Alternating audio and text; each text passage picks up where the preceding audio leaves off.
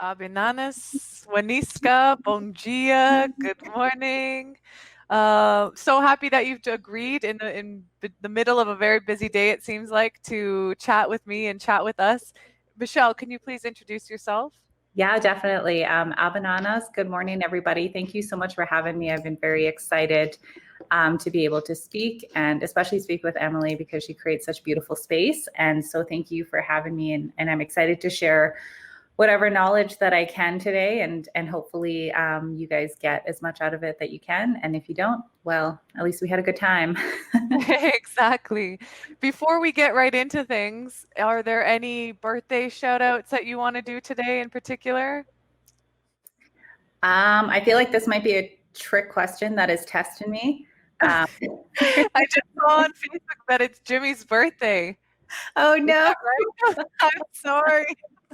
I totally set you up for that. Oh, you definitely did. I'm really bad with people's birthdays, like really, really So bad. am I. If it weren't for Happy birthday to Chief. if it weren't for Facebook, who knows, Yeah, right? yeah, right. So if there are people that are watching that don't know me, I'm from Xeni Gwet'in First Nations, located in central interior of what people call colonial British Columbia. And so Chief Jimmy is the chief of my community, and it's his birthday today. He's another year younger, I believe. Another year younger. Yeah, he's someone that just seems to get younger, hey? Here, Yeah. let me throw up this picture here. That's a good one. That was taken at my university graduation about 2 years ago or so, and it was replicated at my high school graduation. Jimmy and my dad there were joking about having belt buckles and whose was bigger for the photo, so they kind of just Yours is the biggest. Well, Michelle, for those who don't know you, can you tell us a little bit about yourself, where you grew up, what you studied, where you are now? What's your work now? Yeah, for sure. So I grew up kind of between Williams Lake, BC and Xeni Gwet'in, within the South Gwet'in territory as well. So I started kind of in my earlier years, we lived in Williams Lake, but my parents always took us out in the summers. We would camp for like 2 to 3 months all over South Gwet'in territory, following like our traditional berry harvesting areas, as well as when the salmon came up, we would go camp by the river for that. And I'm currently living in Xeni Gwet'in right now. It's the community that I'm from, the community that I feel the most connected to as well. And I moved away for university in the midst of everything to Edmonton, Alberta, where I completed a Bachelor of Arts in Native Studies with a minor in Environmental Conservation and a certificate in Aboriginal Governance and Partnership. While I was in Edmonton, actually, doing, my university undergrad studies, I also took the opportunity to take an Indigenous full spectrum doula training that was offered in Edmonton, which really kind of, I think, really steered a clear vision for me from the training of like the colonial institutional system of what education looks like, and the Indigenous full spectrum doula, which was entirely based around, traditions and storytelling and things like that. So it was a really good experience that kind of steered me back to my community, coming back and moving home about 2 years ago.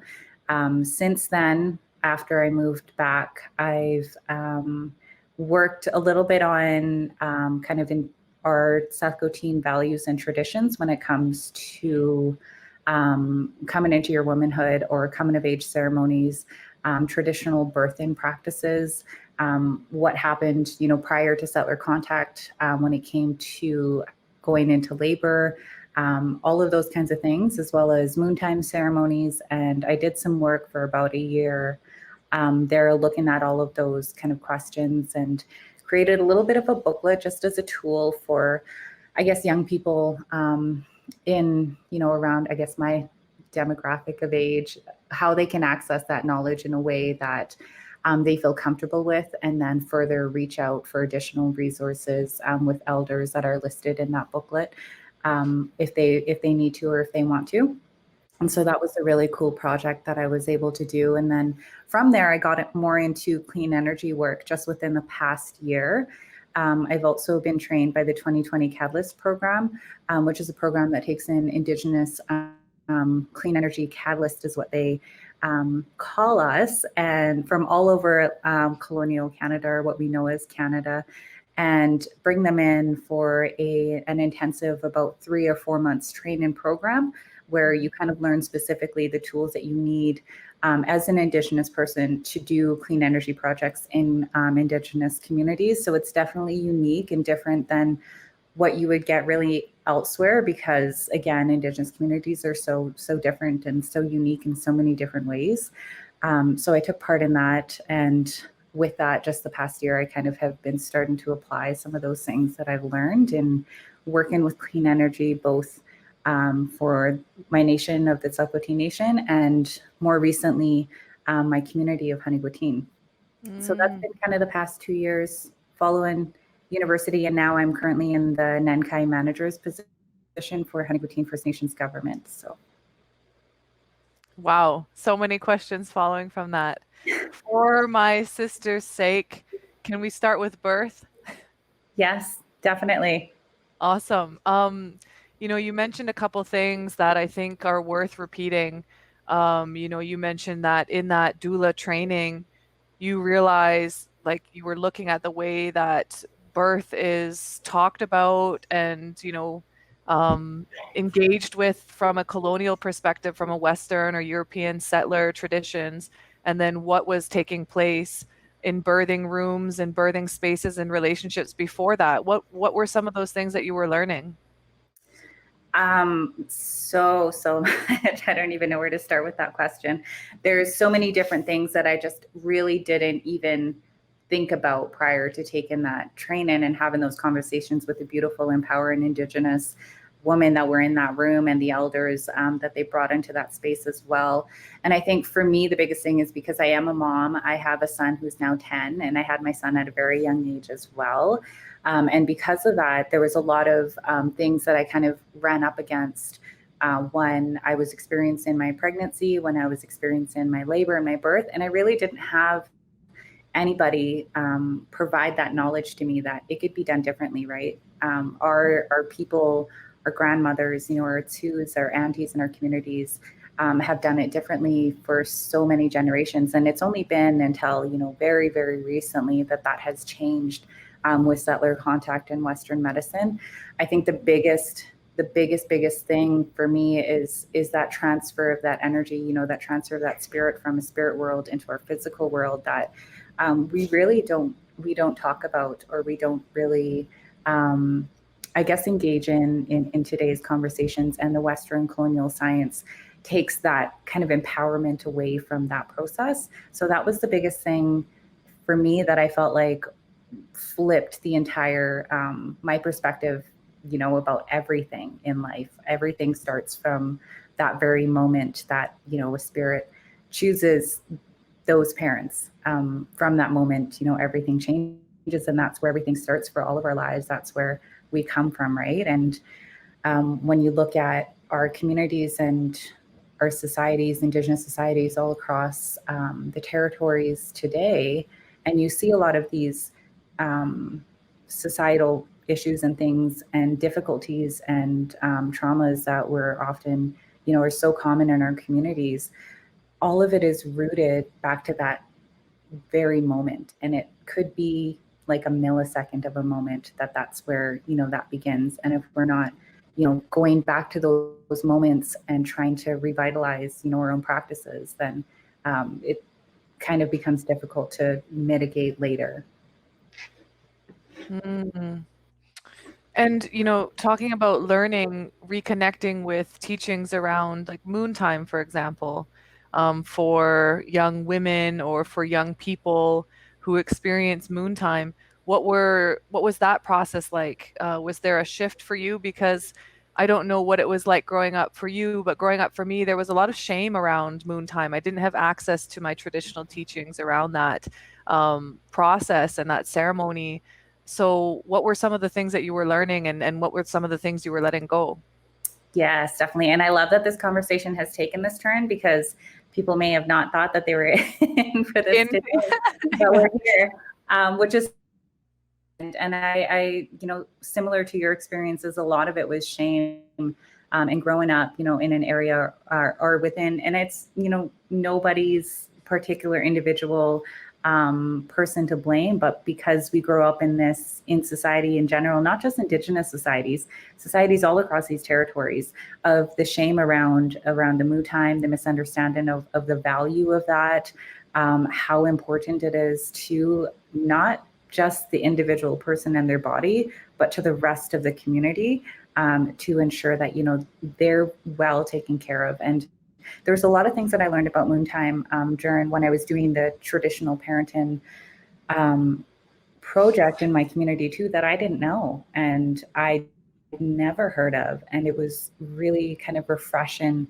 to know the kind of traditions and the ceremonies around it when I'd never heard it growing up. And obviously because of that, I never was able to practice them up until now that I've heard them and learned them and listened. But yeah. What are some of the things in terms of what is appropriate to share? What are some of the things that you think would be important for young girls to know about that time in their cycle? Oh my God. The biggest thing is that you're just absolutely beautiful. And it's such an empowering time. But with that empowering time comes a lot of, I guess it would be like responsibilities. You're transitioning from the phase of learning kind of into the phase of growing into that teaching. Because in our lives, we have, the initial phase of when we're conceived, to forming who we are in the womb before we're even here. And then from there, you have those young baby years, the good years, and then you have your adolescent, then you have the adult, and then eventually we're all aiming towards becoming teachers. We're aiming towards becoming those elders that, I look up to today and that I go to for a lot of my guidance. So when you're in that transitioning phase, I think it's so important to be able to take care of yourself. And one of the things that I've learned in that project is that we come before, anybody else in our own personal lives. As a mom, I often put my son's needs and everybody else's needs before mine. But what I learned from the elders in speaking to them is that we come before anything else. And that Moontime ceremony is a time for you to really, put that circle around you and kind of close in on yourself and focus on yourself, and not to apologize for it, not to feel bad for it. And one thing in our ceremonies that I've learned is that there were helpers, and in today's day and age, they would be titled doulas, but there were helpers during Moontime ceremonies that would service and provide, I guess, food and water if needed, and bedding and things like that to the women who were in Moontime ceremonies, as a signifier that, again, it takes a community to build an individual, and you need to take care of yourself, and your community needs to help you take care of yourself too when you're going through these super important parts of your life. And so I think that is a big thing that people today don't really know that much about, that it's a super, super powerful, like your energy is super powerful at that time, and you need to use that and utilize that for yourself, and take care of yourself first, and really use that time to focus in and like tunnel vision on kind of yourself, whether it be setting goals, whether it be mourning or grieving during that time, whatever it is that you need to do that. And it happens, for most people, at least like once a month. But again, everybody's cycles are different. And, it could happen once every 2 months or something like that. So giving that time to yourself is so important. Mm-hmm. And we're so open. We're so open in that process as well. Such a good reminder. Thank you so much. I remember the first time that I met you in your home territories. It was like the school's, I don't know if it was fishing day. Folks were out on the ice fishing, right? There was those fires. It was very cold. But I remember you had like 5 youth hanging off of you at all times. They're kind of like chasing you around. And I just remember, my first impression being like, youth love you. Like young folks, seem to really want to be around you. Do you work a lot with youth in your community, and what does that look like? Why is that important to you? I don't get to work with them on a daily basis as much as I would like. I definitely have so much value for our youth, of course. And I think it's just being able to kind of be present in the community in a positive way, showing, you know, like going away for university, but then coming back. Like a lot of these younger youth that are around in the community today, I didn't really grow up with, because obviously I'm several years older than them. So I think they're like everything. And I think that doula training, when I talk about that really shifted my perspective in where it all starts and where it all begins. And especially being, you know, a mom and having, you know, all of those years of learning how to relate to younger people and relate to children has been kind of a really big tool. And I think that's where I get all of my inspiration from. That's where, you know, when the days are hard and when they're difficult, I look at what am I doing it for? And it's for that next generation. It's for those kids and for the youth. And they really, I mean, they make it easy. They're fun, and they're laid back, and they oftentimes have really, really good insight as well. So it's always important to be able to, for me to spend that time to make sure that when I'm around youth, that my attention is there. Mm-hmm. Mm-hmm. In terms of talking about the well-being of future generations, you know, you've been involved in clean energy projects in your community, in your nation as well. Can you tell us a little bit about how your nation has been involved with clean energy? And then maybe we'll talk about, you know, things in the future or ongoing. Yeah, definitely. I think for my community specifically in Xeni Gwet'in, we haven't had electricity, right? We're off grid, and we're not connected to BC Hydro lines. So we don't have, you know, accessible access to energy and electricity in the way that if you went to a town or a city, you could, you know, flick on some lights and it would turn on. And so because of that, I definitely grew up a lot different, in my relationship with energy and electricity, and all those types of things are so different than when I go prior to COVID, when we were able to travel, going to different communities and talking to different people about, you know, their perspectives about energy and electricity. I found that mine was a lot different and unique, simply because of where I grew up. Right here in Xeni Gwet'in, we're extremely off grid, and one thing with that is trying to find ways where we can kind of balance that with somewhat of a human right to be able to have that access to electricity for things that we need, and raising kind of those standards of, or not raising those standards, but meeting those standards of what it is to kind of be able to live with those human rights being addressed. And they haven't been for our community here in Xeni Gwet'in, and they haven't been for a lot of other Indigenous communities in Canada. So growing up, we didn't have electricity, and it wasn't really something that I guess we became too dependent on. So when we take this approach of like, now that we're in an area and in a time where we can create our own solutions, obviously we want that to be clean energy. And we currently are diesel dependent as well.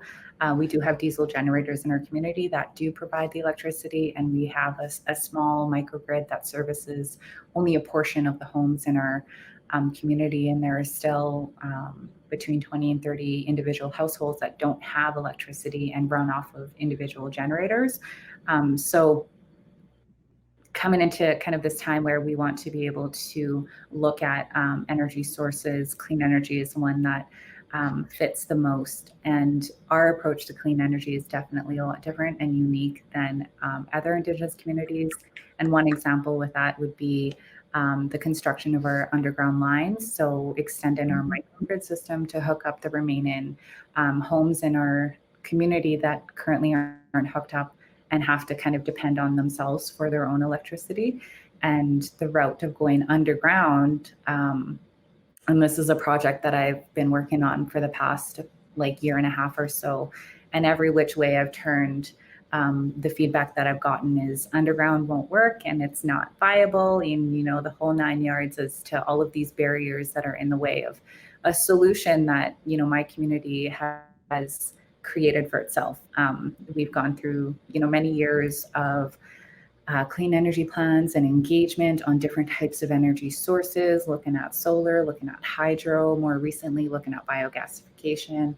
And in almost all of those reports, when I go back and I read them, it's blatant throughout of underground line. And the reason for that being that we have such a beautiful territory here, and the value of that beauty outweighs any other thing. And so for the community to give a hard line of we won't accept unless it's underground, that's a solution that is different and kind of outside of the status quo. Mm-hmm. And things like that are really good examples of how each Indigenous community or each Indigenous people relate to their landscape and how much that means to them. And in return, what are the solutions? And if those solutions, they may not fit within the norm of what, I guess in this case, what clean energy people, I guess, would see a solution being, does not mean that it's not viable kind of thing. So yeah, that's the more recent with Xeni Gwet'in and within the nation. I mean, they're making a lot of movement and doing some big things with the ilhqot'in nation as well. So Awesome. Awesome. And I feel like, I've heard before kind of running around trying to learn about different clean energy projects. I've heard before folks say, I was kind of told that I couldn't do it, or people saying, I didn't know anything about clean energy. And then I had to learn, because I'm invested in the space. Was it like that for you? Were you always curious about energy? And, what did you say? Biogasification, right? Like, I want to know, what does that mean? Like, because we talk about solar, we talk about run of river, we talk about these other energy options, but sometimes we don't perhaps feel like that we know what we're talking about. There's a lot to learn. These aren't things that I grew up learning, that I grew up learning in school about how clean energy and all these other energy alternatives and how power lines work and how they work underground as opposed to upper ground, and really empowering ourselves with that knowledge. Like, what was your process like in even becoming, equipped with this kind of knowledge? I guess that's a really good question that I often kind of ask myself when I look back and I reflect, how the heck did I get here and how am I in this space now? What routes did I take to get here? I don't think, in my younger years that clean energy was an area where I envisioned going. I honestly don't think that was ever an area where I'm like, oh, I can actually work in clean energy, right? And as in terms of where that shift happened, I think it was just a result of growing up in a household that had an individual generator for electricity. We have to go out and we have to go out and fill our generator with gas every single night, and then turn it on and then turn it off when you're going to bed. And it's a lot of work just for electricity, but it also kind of makes you grateful for being able to have that in the first place and not take electricity and energy for granted in that way. So growing up in that kind of household, growing up in that area where you really had to work to be able to have access to electricity and energy, kind of probably is what all of my work following that has been rooted from. But more so thinking about, the elders in our communities, a lot of them live in households that are not connected. So some of these elders have family members who can help them, and some of these elders don't. So thinking about, why is it that we have things like Aboriginal title in Xeni Gwet'in following the title case, but we still have elders who were testified with their histories and their stories who don't have that access. And who have to work really hard. And sometimes, there's a lot of cases where it's not safe, and it's not safe for them to be lifting some of these jerry cans of gas and putting it into their generators and starting their generators, and thinking about the winter time too as well, when it's really difficult. So definitely rooted in wanting to see that accessibility of that easier for the older generations, and thinking about capacity in our communities. A lot of times it's difficult to retain younger capacity because we become accustomed to having that easy access to energy and electricity. And if we don't, then the area isn't as, I guess, attractive to younger generations to come back and do work for our community. So. Mm. Talking about that title case, what has that meant for you in your lifetime? What has that meant to hear those stories about that title case, about that victory? And then where do you pick up in all of that? What is your role in continuing to live and protect and defend your rights, not just in the way that they're defined by Canada and Canada's colonial language and government, but in your own understanding? Um, I guess right off the bat, like the first thing that I always think of when I think of that case and when the conversation comes up is that we've always had what Canada calls title. We've always had our sovereign jurisdiction. We've always been, on our territories since time immemorial. And my late grandparents and my previous grandparents that are now in the spirit world, and they've always been here. We've always been active. We've always been governing bodies. We've always been here and been present. And so when I think about the Aboriginal title, I think that was, for me, definitely monumental in the sense that we've always known, and it's just a matter of catching Canada up to that type of, I guess, education on Indigenous knowledge and Indigenous, I guess, place and space on our territories. And I try and veer away from using that type of terminology of like rights and titles when, for us as Indigenous people, that's foreign. Like we've never not done that, I guess. And I think that's more so a branch in that relationality between, our settler governance and Indigenous governance that has been here since time immemorial. And it's a route of beginning to continue building that relationship in a way that that title or that sovereign jurisdiction of our territory is recognized. So it's definitely been interesting. Both of my late grandparents took part in a lot of those testimonies and during that process. And I was very young when it started. Like I was a kid when it started. And I remember my late grandparents always having to go off to Victoria and stuff like that. And that experience for them was so different, to have to sit, and be questioned about your activities on your territory since you're a kid. I just remember that being so odd for them.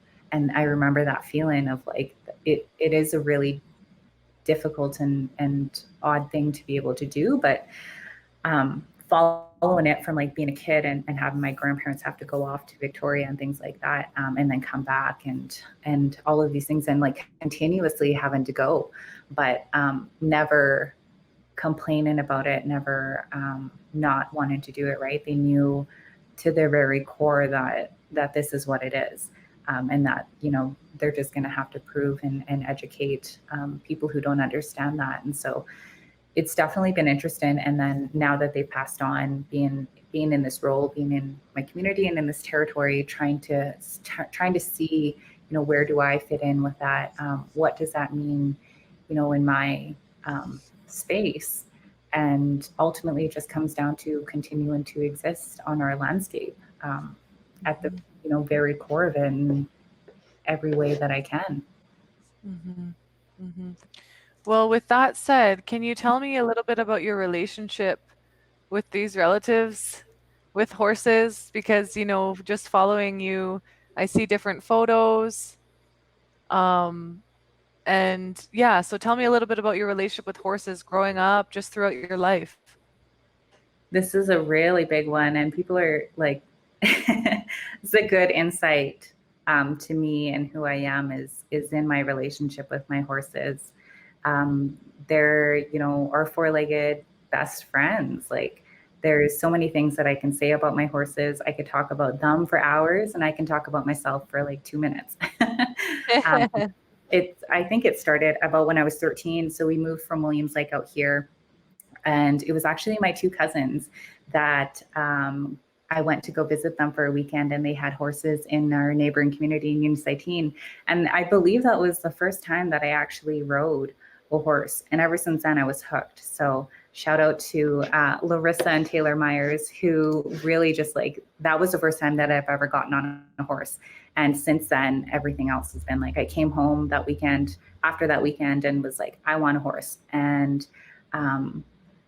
I want to be able to ride it. And then after putting more thought into it, I went to my parents and I was like, I want a barrel racing horse. And my parents went and got me one. Mind you, at that time, I was going, I was really young, and I was going through like severe drinking at a very young age, which is a part of my past that has built me into the person that I am today, you know, being really young and getting dragged into a lot of those types of things that we see often in that generation. And so my parents got me a horse, and it's not the horse that's in the picture here. It was it's a little paint. So in one of those other photos, he was my first horse, and I still have him. He's 18 now, and his name is Flash. And he really just like challenged me in so many different ways. He's, for anybody that knows Flash, knows that he's an interesting horse that really will push you to your limits until you feel like you can't go anymore. And then he'll push you even more. So Wow. my relationship with him has been really interesting. It's been on and off, but I've had him for 13 years now. And the bond that we've created has been what's carried me through so many difficult things. And it was honestly what's brought me back home. And a lot of people don't really believe in like the, I guess, spiritual or connections that you can have with animals. But it was a time in my life where I was in Edmonton and I was going to stay there and I wasn't really going to come home. And I had a dream, and my horse was like, it's time to come home now. So I came home, and everything else for the past 2 years has just fallen into place so nicely. So these animals really have helped guide me and built my personality, but also built my, I don't know what you would call it, resilience almost, of like continuing regardless of what happens, and continuing regardless of, you know, what barriers come your way. This little sorrel. Literally. Literally. He's 5 and his name is Arrow. I just got him 2 years ago, and he's the absolute complete opposite of Flash. Like his demeanor, his characteristics are completely opposite of my other older horse, Flash. And I often tell people that both of them are representations of a younger me, and then now an older me, that I've gone through these transitions and evolved in different ways. And my partnership and my bond with these two horses kind of show both kind of sides of myself that are what carry me today. So what's happening here? Where are you? When was this photo taken? This was about, I think it was about 3 weeks ago now, almost a month ago, in Kamloops, BC. There's a beautiful track there called KRC, Kamloops Race Central, that has recently started doing some barrel races, and they're COVID-19 safe barrel races. They have all of these interest and restrictions in place, which is really interesting to see for barrel racing. And that was the first time that I took my young horse, who's 5, out to race, and then I took my older one as well. So you can't do that all on your own. Do you have a team? Does your family go with you? Or maybe you can do that you can do that. You can do anything you want.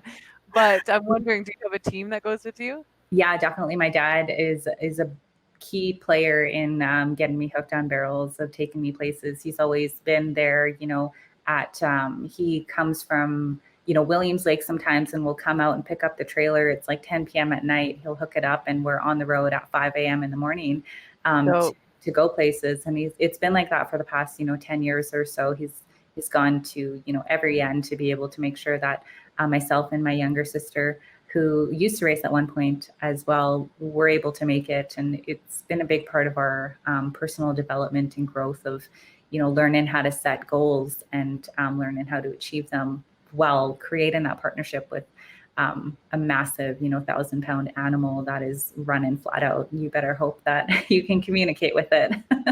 Wow. What other kinds of tasks do you do? What other kinds of caretaking for the horse? Do you clean the hooves? Do you brush their skin, the hair? Like, what else are you involved in? It takes a lot of work for sure.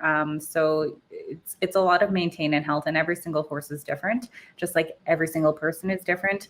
My horse here, Arrow, my youngest one, really needs to be taken care of because it takes a lot for him to put weight on.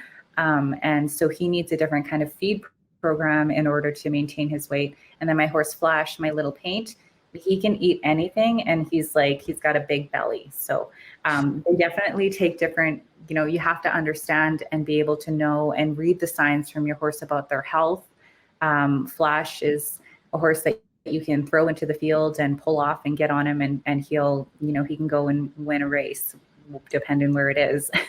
And Arrow is one that, he takes a little bit more maintenance. But regardless of that, you always have to be making sure that they have, their access to their food, that they have water, that you're brushing them, you're maintaining them, you're brushing their mane and tail, spending that time with them, making sure you're observing their hooves very closely, because that's a big signifier of their health. And so it takes a lot of almost on the daily of going out and just being with your horses to see how, how they're doing. And it's a continuous partnership that you have to build, every single day. Beautiful. Thank you for sharing that. I know that's personal, but I mean, every time I see your photos, I'm very curious and have a lot of admiration. What would happen, for example, if you approach your horses and you're going to spend time and work with them and you're not in a good place? Do they know? Can they tell? Like how does that go? Yeah, definitely. That's a really good, a good question. And it relates back to, I guess, energies being like the biggest thing in our communities and our cultures and traditions as Indigenous people, of like, energy is everything. Energy is what guides you. Your energy is what takes you places. Other people's energy is what kind of gets in the mix and can either take you in a good direction or a bad direction. And so when thinking about energies and how that centers, how you center yourself with your territories, but also yourself with yourself. So the 4 aspects of like your mental, physical, spiritual, and emotional, how those are aligned and connected to, north, east, south, and west, and how to balance that. And so if something's out of line, say your mental state is not doing so well, and it's not lined properly in your life, and you're approaching another animal, whether it be your pets, whether it be your cat, your dog, your horses, they're going to be able to sense that, because oftentimes, and them as well, it goes 2 ways. You can also sense, when your animal is not feeling the greatest or something like that. And when creating that partnership and that bond, you're basically creating that meld-in of 2 different energies with the landscape around you. And it takes a lot of, that's why it's so important to take time for yourself to be able to understand that, and to take a lot of time with your horses too, to be able to understand that. So oftentimes when I'm having a bad day, when I'm having a rough day, most of the time Flash is my go-to, just because I've been with him for so long, and taking him for a ride. It's like 5 minutes into that ride, all of a sudden everything in me is just level again. And it's like I can refocus. So he does this exchange of energy that I can't explain. It's only something that, people who have that bond with a horse can feel. They know when you're coming in a difficult way. But my horse Flash is also really good at kicking me in the butt and saying, get that get that bad energy out of here, because I'm not going to do anything with it. You have to deal with that on your own. And sometimes that'll come out, like if you go and you're going to go ride and frustrated and you're pulling around and this horse isn't doing what you think that you want them to do, because you're not thinking clearly. Flash will be one to, he'll put you in line really quickly. Like, we're not doing that today. You have to figure it out yourself. And then it's a good recall for me. Like, oh yeah, I can't, it's a relationship, it's not push and shove all the time. It's a relationship where I have to come to terms with myself in order to have a good ride that day. That's effective. So. What good teachers. Yeah, definitely. Oh my gosh. Everybody should have a horse. I love it. You're awesome. You're like, I could talk about horses for hours. Everybody should have a horse. I mean, so again, having visited your beautiful tidal land, beautiful territories, homelands, ancestral homelands before any kind of tidal land, but I got to understand that there's this relationship with wild horses as well. And that's rare. That's not something that you come across where you have communities that have ongoing and like, long-lasting relationships with wild horses. What is that like living in relation with wild horses? Are there threats to those horses, to wild horses as well? Like, can you share a little bit? Yeah, definitely. I know historically login and clear-cut login has been a huge threat to the wild horse population here in Xeni Gwet'in. And because of that, a wild horse preserve was declared. I couldn't tell you which year, but I know that it's been declared, and just grown up in this area. And I think that's also, a part of my growing up, whether I knew it or not, horses were rooted in that because they're part of the landscape. And it's, for me, when I go riding, it's a really good reminder that there are so many things that as humans we believe that we can control, but these horses are such a good reminder that there's things that deserve to, they have that.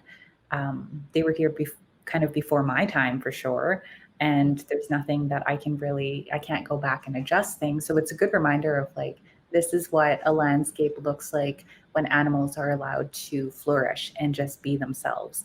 And I think that's a good reminder as well for me into the core of creating that relationships with my horses, of knowing that they're animals first and they have their internal instincts before anything else. And so it's definitely really interesting and inspiring, and puts a lot of, I guess, for myself, a lot of like passion into my work with horses too. Speaking of lessons, what are some big lessons for you during this COVID-19 global health pandemic that's just taken over the world in the last few months, right? 2020 has been a year unlike, others. It's been its own year. What are some lessons that you've been experiencing dancing with over these past months? Ride your horses often and take care of yourself for sure. And if you don't have a horse, tear the concrete down and make a field and get a horse. I love that. If you don't have a horse, get a horse. Do what needs to be done. Tear the concrete down. I Yeah. used to I used to judge concrete when I was living in cities sometimes, struggling. I'd be out of the city, I'd be in the city. I've been real nomadic for the last, over a decade. And I had a friend tell me, "You remember concrete comes from mountains. Concrete is earth too. Not only some spaces are sacred and others aren't." And I thought, wow, I'm gonna have to really come to terms with my relationship with concrete. It's beautiful, but I also know what you mean. I also don't believe that progress is more urban spaces and, like slamming on top of the natural environment to hold ourselves up in these buildings and remain on screens. And I hope that this time for me has been a big lesson as well. I mean, I think it's encouraged, at least in the region that I'm in, a lot of families here who were usually more dependent on ecotourism, but tourism, showing people around, went back to their homes outside of like the city. Like people started planting. It's like there was people who are planting during this time and people who aren't planting, and I think it's really interesting to look at, who's planting, who's able to plant, what are we planting, how are we planting, and these conversations coming up again. Have you had any similar thoughts of that, within your community and working with the lands department and working with energy? Has this COVID-19 created big shifts or new ways of thinking about things? Definitely, for sure. I wouldn't so much say within Xeni Gwet'in, because for our community, we've been very remote for, since our existence.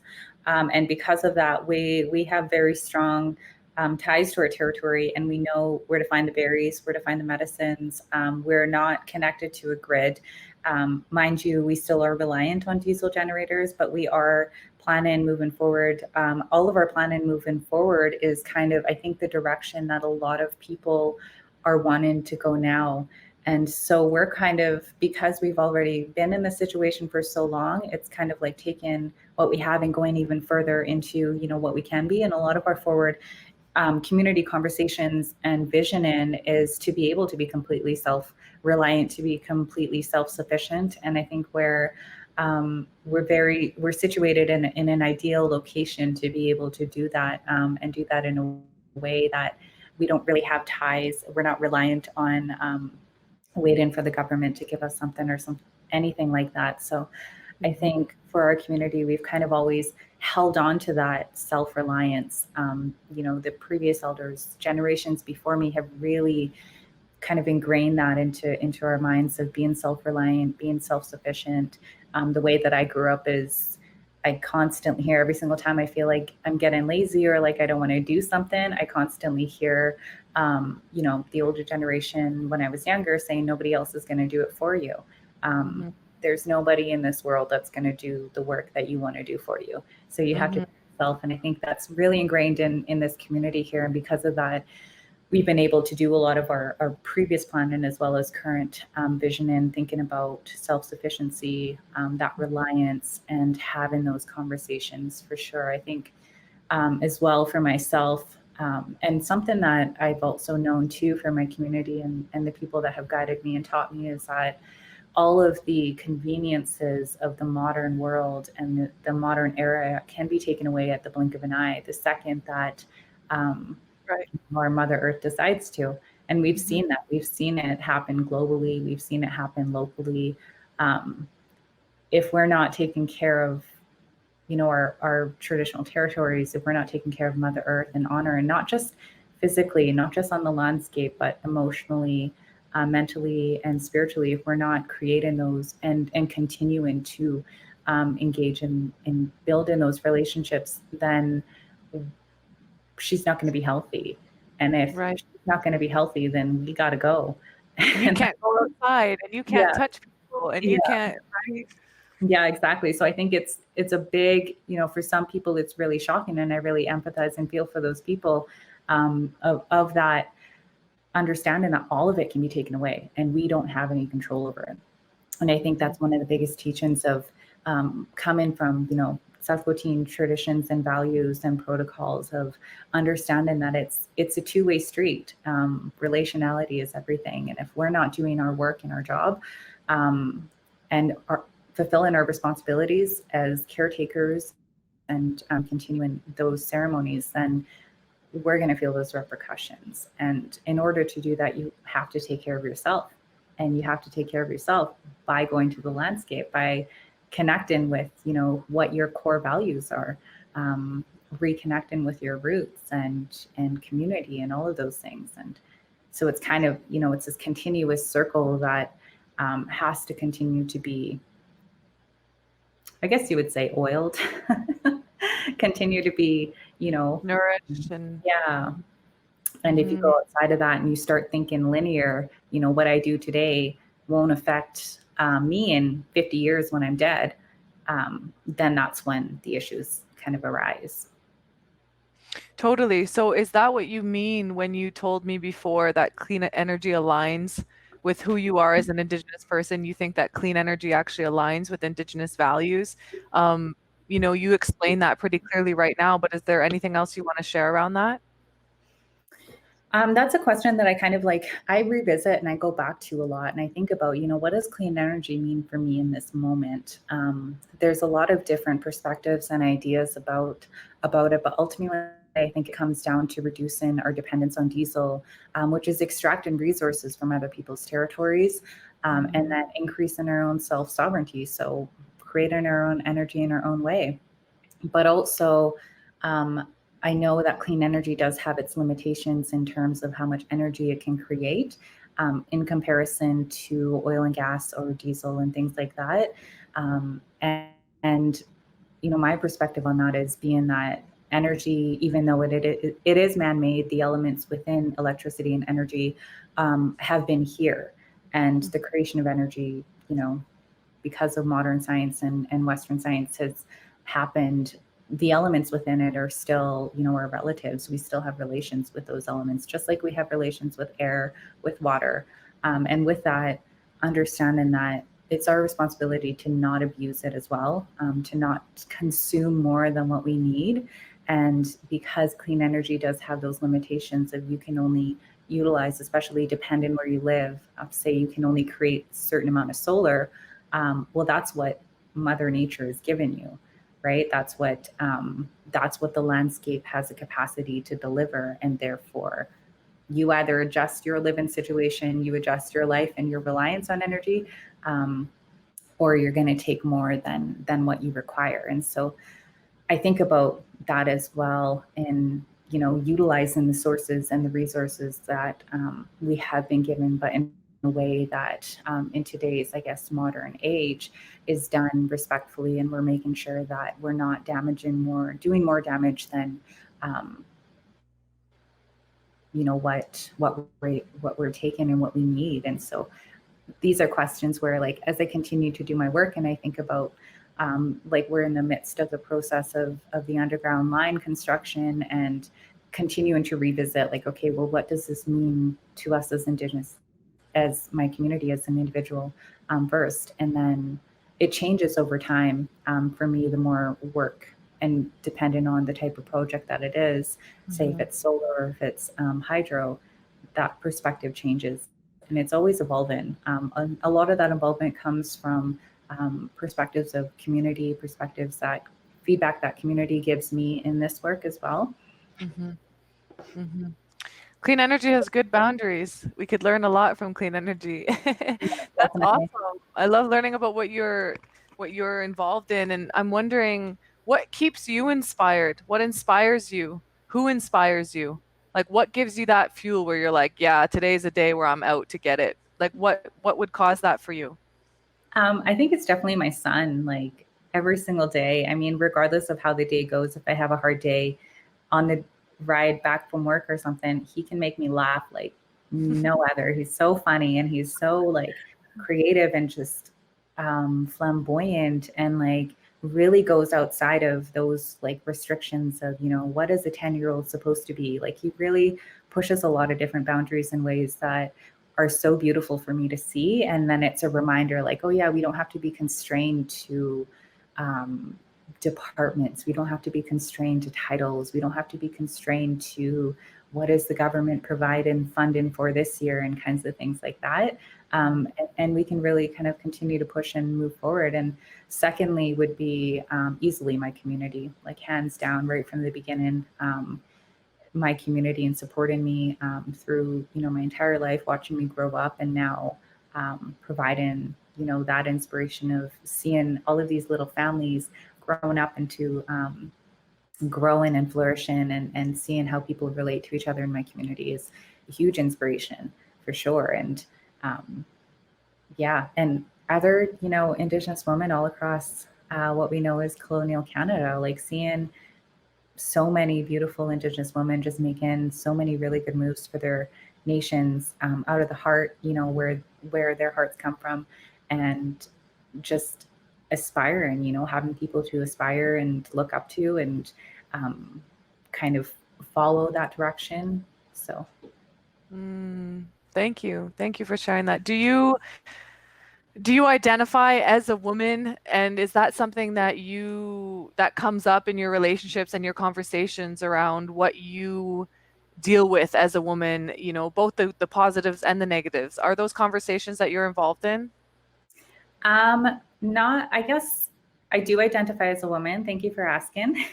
And I think in my role as Women's Council for Xeni Gwet'in, which I have not mentioned, so my apologies, but in my role with that, sitting at the nation level with the Saskatoon Nation on the Women's Council, I definitely think those are conversations that we have a lot of conversations in our when we do get together about what we kind of face on a daily basis in our communities, but not just in our communities, as Indigenous women as a whole, in the super restrictive kind of colonial governance system. So those are conversations that we're having, and I guess a vision for the Women's Council is to be able to find a path outside of that, and kind of reinvigorating the matriarchy that has been within the Saskatoon Nation for many years, but because of colonial impacts and things, hasn't been as present or at the forefront as it has been previously. What does women's leadership mean to you? Everything. And when I think about that, I reflect back to, you know, what I learned in the Indigenous doula training, and being surrounded by so many beautiful Indigenous doulas that are doing really amazing work in their communities. And a lot of that work is undervalued. Yeah.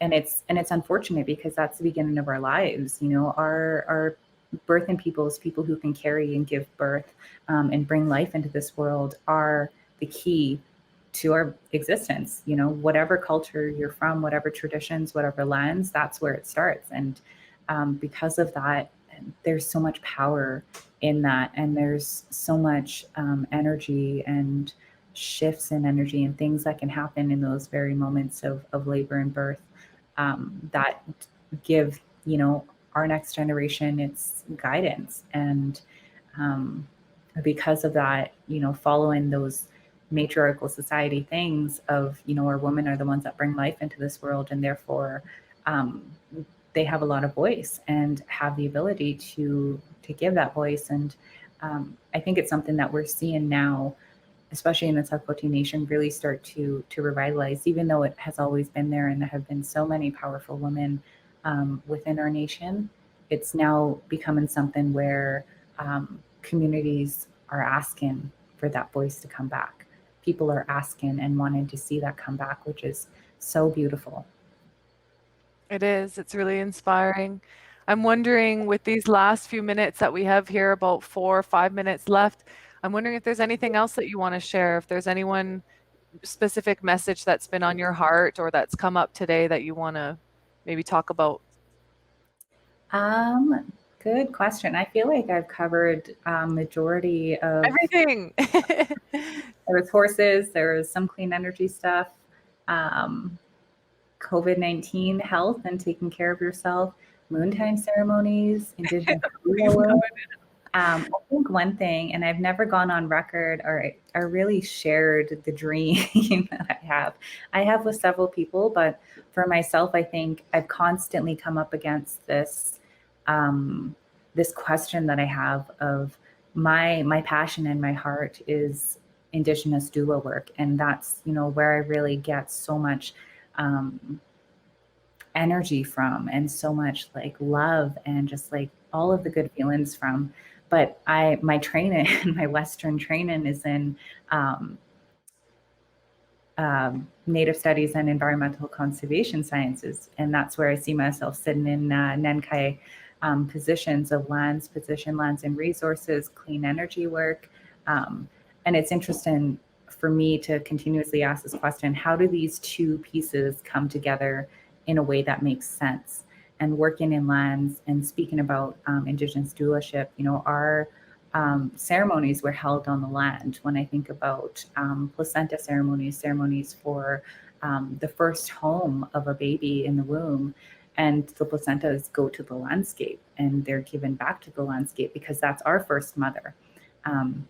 And so thinking about that and how our birth ceremonies are so linked to our lands and our territories. And with that comes massive energy exchanges and spiritual values that come with that help uphold our relationship to our landscape as well, like you're establishing in by the means of blood, your relationship to the land when those ceremonies happen, and how it's so intricately connected. And because of Western science and colonial and settler perspectives, that's been, you know, severed.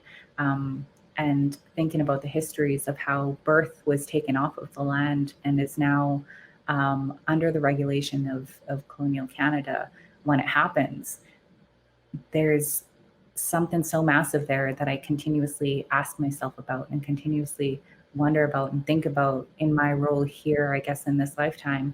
How can we bring that back? How do we bring that back? How do we reestablish those ties and kind of go back to the landscape in that way? And I think about, you know, being in clean energy and working, I guess, in lands and also where my passion is with Indigenous doula work and looking more into those kind of traditional ceremonies. And it would be really, really cool to see. And if anybody is working on this, I would love to hear about it. If there's other Indigenous territories that have started this, of having birth-in facilities on the landscape again, and seeing that in our territories. And what does that look like? And can it be powered by clean energy? And what does that look like? Can the infrastructure be incorporated into the landscape and not, you know, this building that's plopped on, but can we go back to traditional types of infrastructure, well incorporating, you know, I guess modern clean energy to power these buildings, and then also have, you know, birth and happen there. So. Oh, yay. My sister's gonna lose it. She could talk about birth for hours. She watches birth, she assists birth, she loves birth. Her dream also is to help be a part of the birthing of birth centers. That's amazing. So, and I think there's a small army of Yeah. birth workers all over the place, Yeah. especially in so-called BC, because Yeah. she's pulled me into some doula training. And you know, I've had the opportunity to attend, you know, a long weekend doula training, and it's something that I'd be interested in getting more into. I feel more drawn to postpartum doula. Like I've, you know, been around to be a support for like newborn babies and moms after the process, whereas my sister's really good in the whole leading up and during birth. But again, like we all have our own, you know, calling and our own work in those relationships. But it does seem through her and her networks, I've realized there are so many young people, or you know, all different kinds of people who are going back to traditional birth and birth work and birth help and those, you know, kinship networks. And it's like, it's really inspiring. So I mean, you've probably been planting these seeds for a while, but I can see for sure there being a birth center you know, that you're very closely involved in. So we'll Yeah. keep those conversations going. Yeah, definitely. It's super inspiring, and something that I really think about kind of at the end of the day. What is, you know, what is this all for? And a lot of it, you know, when we go in our lifelines and we think about, you know, where we are in our journey, every single piece of your journey has a role to play in picking up tools that you can then utilize for your ultimate purpose at the end of it all. So um, even though I think I'm really, really passionate about so many different things. And I'm always wanting to go somewhere. I have to remember, for me, a big lesson is remembering to acknowledge the time and space that I'm in, and making sure that I'm picking up as many tools as I possibly can. So it'll happen one day, but ensuring that I have the tools and I'm picking them up as I go is equally as important as the end goal and the end vision. Awesome. Thank you so much for your time. I know that you were in meetings this morning and you made time to chat with us, so I'm really grateful for everything that you've shared. No worries. Thank you for the space, and I appreciate those who are able to hang in for the full hour, and those of you who just dropped in. I'm very thankful that you guys gave a listening ear, and it's always exciting to be able to talk about all of these different things and trying to figure out how they come together in our Western society that likes to silo all of these things. Absolutely. All right. Hi. Thank you. Let's bring you on again soon. We'll do a check-in. Yeah. So channel, yeah. Thank you. Take care.